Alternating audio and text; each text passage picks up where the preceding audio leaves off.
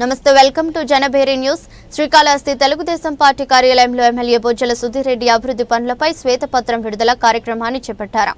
కూటమి ప్రభుత్వం అధికారంలోకి వచ్చి ఏడాది పూర్తయిన సందర్భంగా విజయోత్సవ ఏడాది కేకులు కట్ చేశారు. ఎన్టీఆర్ విగ్రహానికి పుష్పగుచ్చాలు అందజేశారు.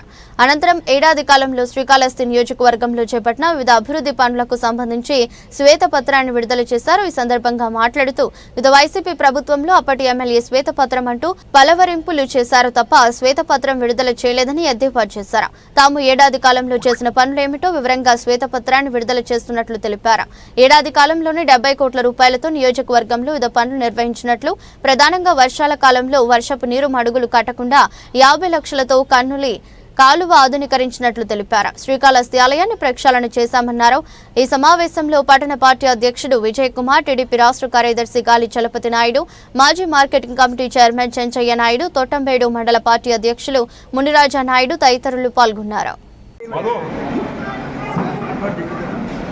ఎమ్మెల్యే గారు శ్వేతపత్రం అంటే ఇది శ్వేత కాదు కాబట్టి సంవత్సరం రోజులు నేను చేసిన డెవలప్మెంట్స్ పాలనలో ఏమేం చేసావో ఇవన్నీ కూడా ప్రెస్ వాళ్ళకి ఇస్తాను. ఒక కాపీ ఎమ్మెల్యే పంపించండి, ఆయన కూడా చూసుకోమని చెప్పండి, అది లేకుండా పెన్ డ్రైవ్ పంపిస్తాను.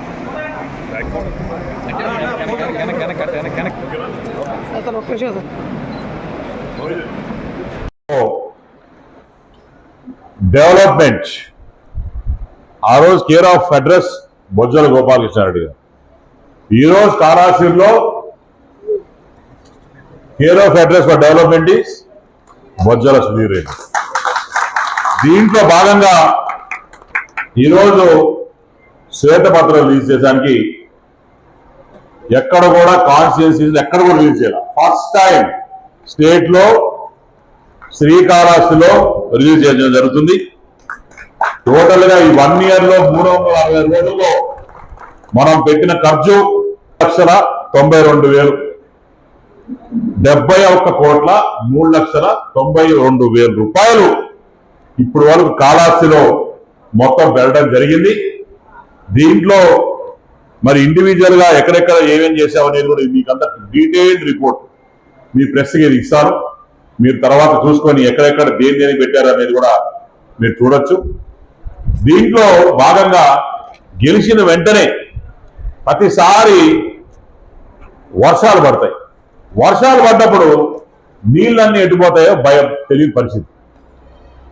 వచ్చే ఆలోచించి మరి ఏదైతే మున్సిపల్ మినిస్టర్ నారాయణ గారితో మాట్లాడి 50 లక్షల రూపాయలతోని చెంబేడు కాలువ అనే దాన్ని ముందు కన్నల కాలువ కదా కన్నల కాలువ దాన్ని రెడీ చేశాం 50 లక్షలతో. చేసిన తర్వాత ఈరోజు వర్షం పడితే ఎక్కడ కూడా ఏ పేదవాడి ఇంట్లో కూడా నీళ్ళు కాని పరిస్థితి, బ్రహ్మాండంగా వాళ్ళు హ్యాపీగా ఉండే పరిస్థితి. దీంట్లో భాగంగా